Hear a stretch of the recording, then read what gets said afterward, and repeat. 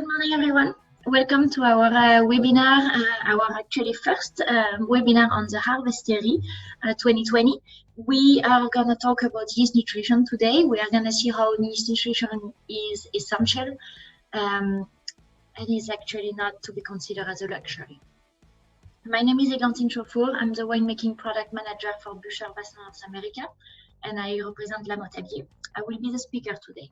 Today, we also have Léa Grésillon that is connected with us that will help you answering all the questions. Léa is a part of our team at Bucher, Vaslin, North America, and she is managing the areas of Temecula in Mexico.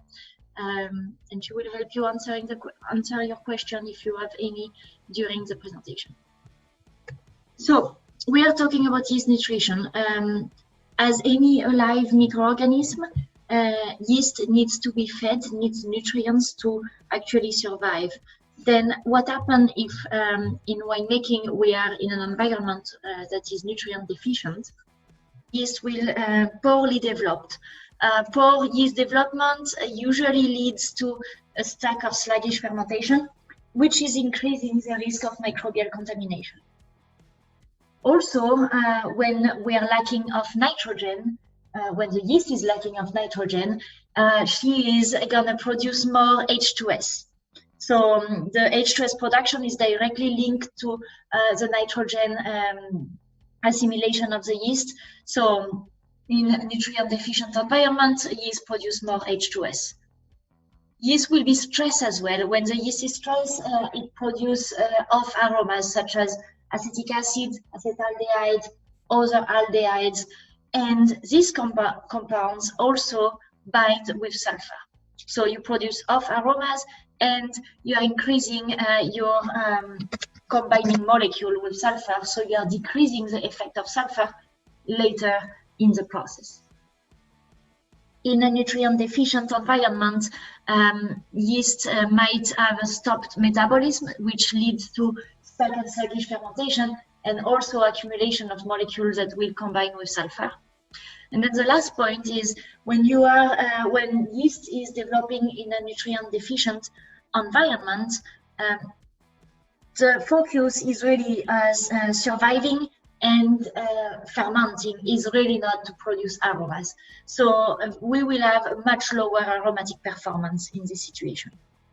Okay, so consequences of a nutrient deficiency would be a poor yeast development, H2S production, off flavor production, higher SO2 combining molecules, off aromas, and a risk of microbial contamination. Then now we're talking about having nutrients, but which nutrients do we need? The yeast is actually, as us, I would say, she needs a pretty balanced diet with a different type of nutrients. So here you can see the curve of the fermentation in green and the biomass of the yeast in orange all along the fermentation. We can see three phases on this. The first phase is going to be when the yeast acclimate to the mast and start to develop and produce more cells. At this moment, the yeast actually needs to be protected. The yeast needs to have every component necessary for a healthy and optimal development and also to building resistant cells. At this moment, we're talking about sterol and fatty acids. Then the second step is when we are talking about the growth of the yeast, and also we are at the moment that we are starting to ferment. The yeast needs a lot of nutrients at this step. The yeast is in full activity, so the yeast needs to produce a lot of protein. For protein synthesis, the yeast needs assimilable nitrogen and also vitamins and minerals as a fermentation coenzymes. The next step here is when we arrive to a stress phase. So we are having a lot of alcohol produced. You are starting to be in a stressful environment for the yeast. The biomass is declining. We want to make sure the yeast has less stress and is more resistant. So we are going to work on reducing the yeast stress. Okay, so 3 different needs, but really, like, the most important is actually the first one, because if we prepare the yeast properly, we will build yeast that can optimize their nutrition and also resist to stress. So talking about the first one, we focus on yeast membrane at this step. So when we are talking about yeast resistance, yeast healthy development, we are always talking about the membrane, which is the envelope of the yeast. The membrane is actually the gears and the training that you get before you run a marathon. It is essential. As you can see in this zoom, a membrane is composed of 2 layers of lipids, which are the blue on the drawing, and then some big proteins. These big proteins are actually transporters, so they can move, they can open and close to transport some nutrients from inside to outside, to transport some aromas from outside to inside. So there is many different exchange that happens through this membrane, and this is directly linked to the fermentation, but also to the health of the membrane. To have all this movement, we need a fluid membrane. You're gonna understand what fluid means because as soon as I show you this picture on the top of the screen, you are gonna get it. The viscous membrane here is a bilayer of lipids, but as you can see, they are all saturated and there is no space. This is a very rigid membrane that if you move it, it breaks. Okay, as anything that is rigid, if you try to bend it, it's gonna break. Also, no movement is possible here. So when we're talking about a fluid membrane, like you can see the second one, means a membrane with some space in between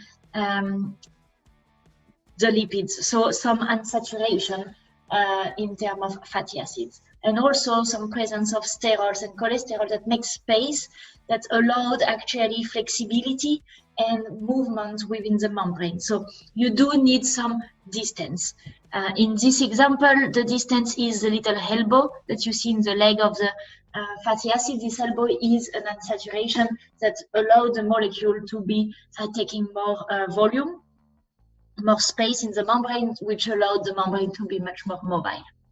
Okay, so we really want to focus on having a fluid membrane to increase the yeast resistance, to limit the yeast stress, to ensure that the yeast cell membrane exchange with outside inside are always active and proper, and also to improve fermentation activity.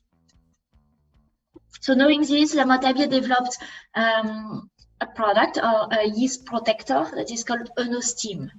So we developed EnoSteam to be added at the hydration of the yeast, and this is really going to be all about the essential components that the yeast needs for our membrane. So to have a healthy cell development and to have strong and resistant cells. It is only vitamin, minerals, sterol, ergosterol, and unsaturated fatty acid. There is no nitrogen in the EnoSteam.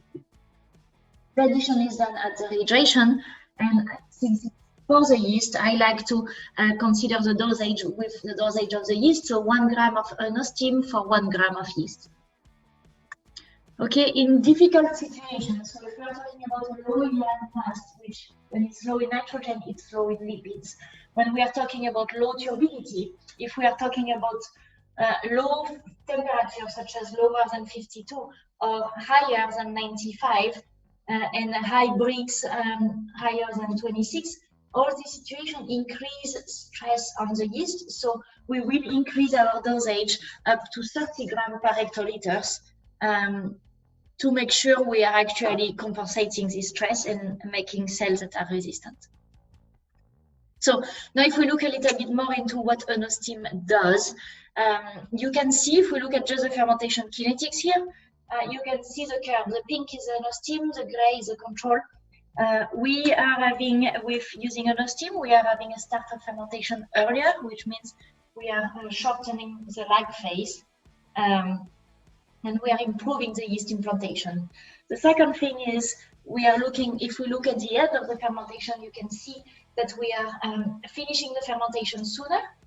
and we are having a clean and frank end. This is because we are having a higher resistance of the yeast, so they maintain their metabolism active much longer, and we are having a higher survival rate at the end of the fermentation. So thanks to no steam, we are having a better yeast implantation, a better yeast resistance, a cleaner and more frank end of the fermentation, which is allowing us a better microbial control. In this example, you can see that basically we found some Brettanomyces cells into the control because this end of the fermentation was very sluggish and slow, and Brettanomyces had the opportunity to develop at this moment and produce some volatile phenols, while when we use no steam, we couldn't find any Brett and we couldn't find any volatile phenol. Okay, so it's allowing you as well a better microbial control. Not only this, it also optimizes the metabolism of the yeast. So basically the yeast is more resistant, but because the yeast has such a healthy membrane, our exchange are so much facilitated that our metabolism is optimized, which means we have less production of off-sulfur compounds, as you can see in the first graph. We are producing, this is looking at the H2S, methanethiol and dimethyl sulfur, where we are producing much less when we are using no steam. Same thing with the volatile acidity. We managed to reduce of 25%. It's not really a reduction, it's just lower production of volatile acidity when we use no steam, because less stress. And if we look at the positive aromas, we increased, in this case, of 51% the amount of thiolic compound produced, just because, again, we optimize the metabolism of the yeast. Okay, so no steam is a very essential step to do if we want to have really optimization of our yeast and our mast. If we want to produce and express all the aromatic precursors from our grapes, we really need to make sure our yeast are comfy and healthy and resistant. The second point here is to talk about nitrogen. So now we are at the phase number 2, where we need to feed the yeast. We can feed the yeast with different things. We could feed the yeast with ammonium, which is an assimilable nitrogen, or amino acids. Okay, ammonium ions or ammonia, as you can see in the screen, is a very small molecule that is actually very easy to assimilate. The yeast can assimilate it through direct diffusion through the membrane, or via facilitated diffusion, which means you need like a transporter that is passive here, that is like a tube. Tube in the membrane that allowed the ammonium ion to go through. These molecules, so they are the favorite food of the yeast. They are very easy to assimilate, so no energy is needed to assimilate them. Then the yeast, once it's assimilated, the yeast has to use it right away. The yeast cannot store it. So she has to use it right away, and she has to take the nitrogen and put it on a carbon skeleton to make amino acids to then be able to make protein. Okay, so favorite food of the yeast because it's easy to assimilate, it goes through diffusion, but actually pretty junky food. It's a junk food for the yeast. You take it, you can't store it, you have to use it right away. Then the other category of assimilable nitrogen is amino acids.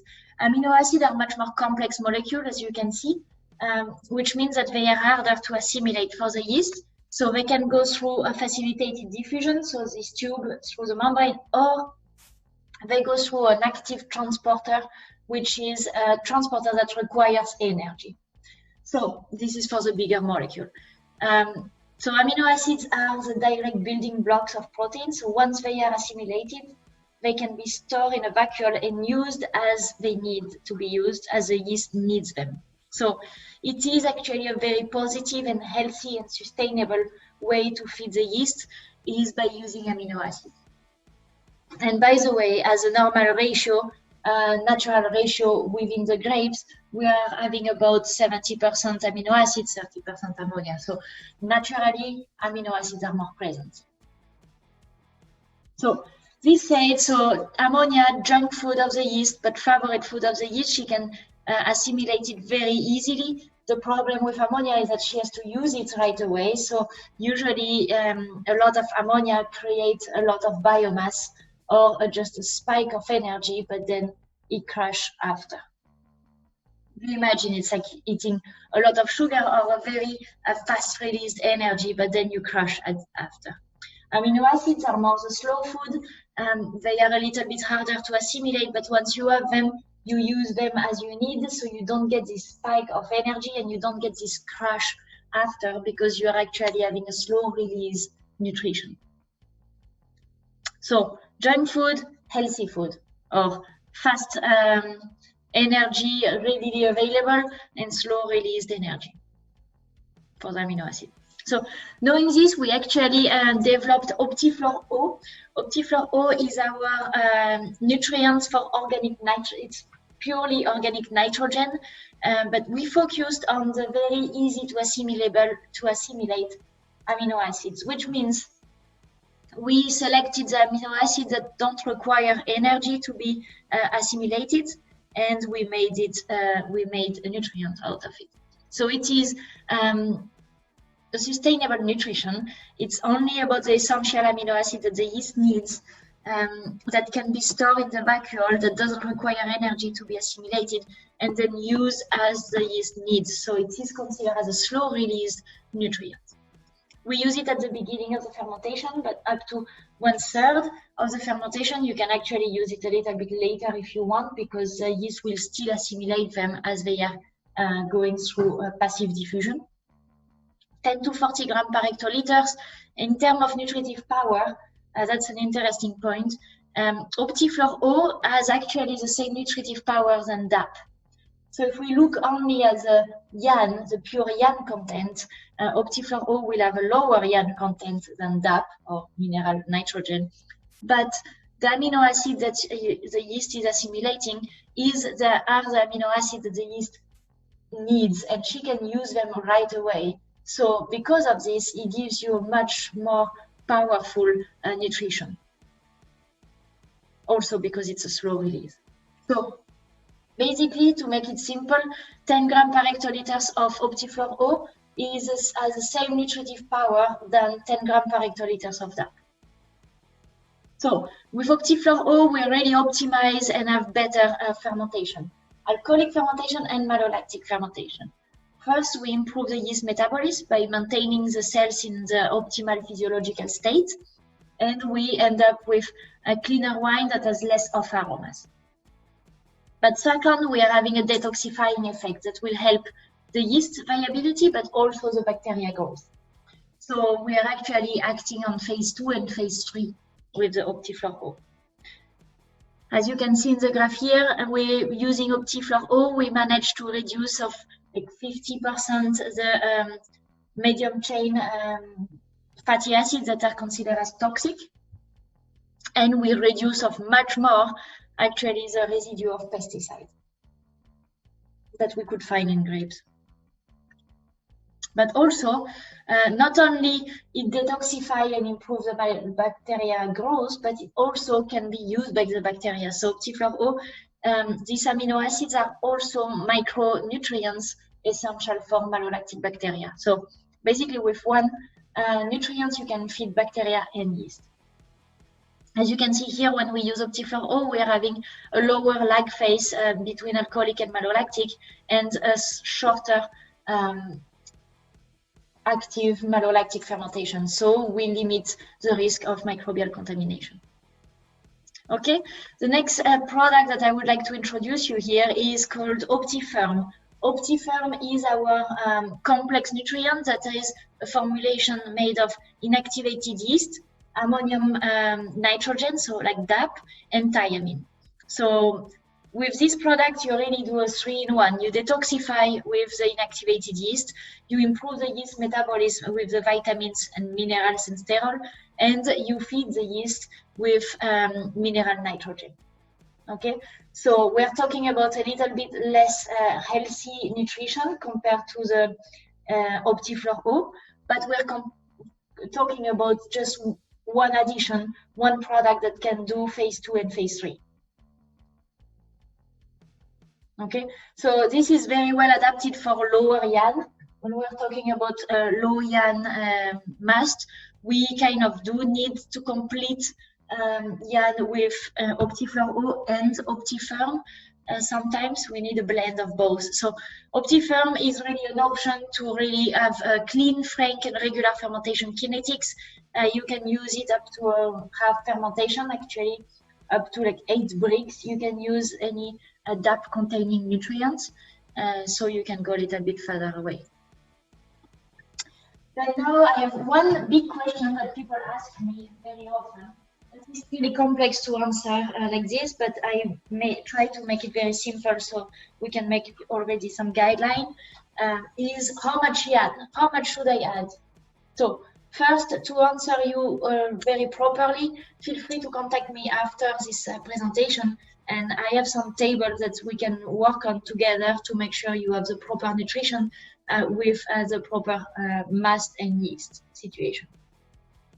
But if we want some general guideline and already have a good idea of what to do, you can consider first that 1 brix is gonna require 10 milligrams per liter of yan. Okay, then the minimum yan that we will need, and this is no matter how much brix you have to ferment and no matter which yeast you are using, the minimum yan you want to have is 150 milligrams per liter. This is the yan that you need for the yeast to create enough biomass to ferment, okay, outside of the brix. Then the maximum yan you want to go, even if you go very high in brix, the maximum yan would be 250. So even if you have brix of 28, we are going to stop to compensate the yan until up to 250. Because once you are at 250, you need plenty of food, plenty of nitrogen to survive and develop properly. What's missing there is going to be more sterile fatty acids and survival factors, and we will need to work more with detoxifying agents. But nitrogen is not in deficiency above 250. Okay, then you can do some adjustments in the yan calculation. So if you do use an steam, since you optimize all the assimilation of the nitrogen and you increase the resistance of the yeast, you can reduce your needs of 10 milligrams per liter. And then depending on your yeast requirements, if your yeast is having high or low nutritional needs, you can do plus or minus 10 milligrams per liter. Okay, so here is kind of the rule or some guideline. If your yan is under 150 milligrams per liter, I would recommend to use an steam at 30 grams per hectoliter at the rehydration, then Optiflor O at 40 grams per hectoliter at the inoculation, and then at 1/3 of the fermentation, Optifirm from 10 to 40, depending your initial yan and brix. Then if your yan is above 150, using an steam at rehydration, but 20 grams per hectoliter, unless you are having a brix that is higher than 26, and in this case, we will go at 30 grams per hectoliter. And then Optiflor O from 20 to 40 grams per hectoliter at inoculation. If you are very high brix and you do need some more nitrogen, you could compensate with a little bit of Optifirm, but with this, you should actually be very close to 250 already. So if we are summarizing, to have a proper and complete balanced nutrition for our yeast, we recommend to put an steam at rehydration. This will allow us to protect the yeast and to have resistant, healthy cells and resistant cells, so phase 1 and 3. Then Optiflor O during the first third of the fermentation, most commonly it's added at the inoculation. This is really about your qualitative nutrition. This is your breakfast before your marathon. So you have the steam that is your training before the marathon. Then Optiflor O is your breakfast, the big meal that really will give you the energy you need for the full running. Then if you do feel weak, if you do need a snack, if you do need a boost of energy, think about Optifirm that you can add up to half fermentation, or in reality up to 8 brix. With all this, you will be able to finish your marathon complete and clean. Okay? Then now the next question is, how do I finish my marathon complete, clean, so without off aromas, but also having a lot of positive aromas. And that's something we can do because, as we could say, like, show me what you eat and I will tell you who you are. With the yeast is already show me what you eat and I will tell you how you smell. So this said, so we can actually optimize the aromatic production through yeast nutrition. And Aromatic developed OptiEster and OptiThiol, which are two nutrients that will has been designed to really boost the production of ester or the production of thiols. Boosting the production of aromas is interesting to have more aromatic wine, but it's also interesting because they last longer in time. So you actually increase your shelf life doing this. If we look at the yeast metabolism and the ester and acetate production, so you can see that there is two different pathways to produce esters. The first one is about the acetate ester. We know them. They are the most common. They are usually more than 50% of the wine aromas, and they smell like banana, pear, and flower, roses. This pathway goes through the nutrition. So depending the amino acid we are using, the yeast is going to assimilate them, and then through the Ehrlich pathway, we'll be able to produce some acetate esters. Okay. The second type of esters are actually having, they are a little bit more delicate in terms of aromas, I would say. They smell more like pineapple, green apple, orange blossom, and white flowers. They are having a threshold that is lower, which means that you need less molecule to smell them. So it's a very interesting family to develop. And this ethyl ester are produced through the fermentation pathway with also the addition of fatty acids. So basically, the acetate ester production depends on amino acids and also in reality about nitrogen content and oxygen. The ethyl ester production is depending on fatty acids. So knowing this, Lamottabier developed OptiEster. OptiEster is a nutrient. It's a selection of amino acids and ergosterol that we developed to really boost the production of ethyl ester. So we want to focus on floral and pineapple, green apple type of aromas, because we know also that they have a lower threshold. So by just increasing a little bit, we will have a strong impact in terms of aromatic. Application, we recommend 30 grams per hectoliters of OptiEster during the first third of the fermentation. So usually at the inoculation is the best moment. And we use it, it's very effective in high yield grapes or neutral grape, but also very effective when you want to produce two different wines from the same must or the same grapes. You want to differentiate them. As you can see in the graph here, the result is very impressive, as we can have an increase of 44 or plus or more actually % of aromas. It is a very impressive product to use if you want to make a difference in your must. If you really want to optimize the production of ethyl esters, we recommend to work also to basically have a lower, slower fermentation, so work with low turbidity, lower than 80 NTU, low temperatures, lower than 57 Fahrenheit, and in anaerobic conditions. Then the other nutrients Lamottabier developed is OptiThiol. So as the name indicates, OptiThiol is here to optimize the production of thiolic compounds. So OptiThiol is the same concept here. It's based on inactivated yeasts that are rich in sulfur peptides, so they are rich in cysteine derivatives and glutathione. So OptiThiol actually has two different effects. One is an effect due to the glutathione. So we recommend to add it at the beginning of the fermentation or just even before we inoculate. So we use the glutathione as an antioxidant. And then the cysteine derivatives are here as precursors of thiolic compounds. So used with the proper yeast, which you will see in the next webinar, we're going to talk about yeast, but used with yeast such as Excellence FTH or thiolic yeast, you will really boost the thiolic production. You can see about the dosage, you can see the graph here where with 15 grams per hectoliters of optithiol at the beginning of the fermentation, we more than double the amount of thiolic compound present in the wine. And then if we add 30 grams per hectoliters, we double this again. So basically, it is linear. The more you put and the more you get.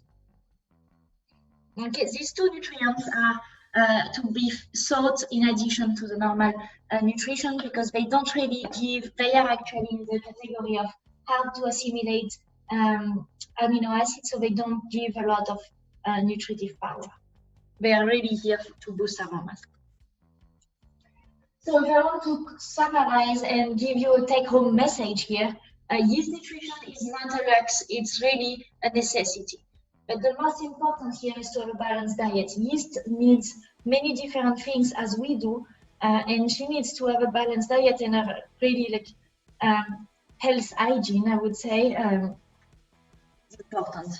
So what we are proposing here is using amino steam to add the hydration to make sure your yeast will have strong cells, resistant cells to stress, and with a fluid membrane with an optimized metabolism. Very essential steps. Optiflor O during the first third of the fermentation, or Optiflor O even at the inoculation, that's your breakfast before the marathon. That's really the strong qualitative food that the yeast can assimilate easily. They are only easily assimilable amino acids. The yeast can assimilate them easily. She can store them in the vacuole and use them as she needs. So it's a sustainable, slow release nutrition. Then Optiflor. Optiflor is composed of DAP and vitamins and inactivated yeast for detoxifying. So Optiflor is here for lower IAN, or if as a winemaker you choose to not use organic nitrogen and focus on DAP, Optiflor would be a good option because it's a 3-in-1. You detoxify, help the yeast having active metabolism, and reduce the stress of the yeast. Then in addition to this, doing this strategy, you will end up with being the winner of your marathon. Okay, you have your training with an steam, you have your breakfast with Optiflor O, and you have your afternoon snack with Optiflor. In addition to this, to promote or boost aromatic compounds, you can use optiester or optithiol in addition to the classic nutrition. Okay, so I would like to thank you very much for your attention.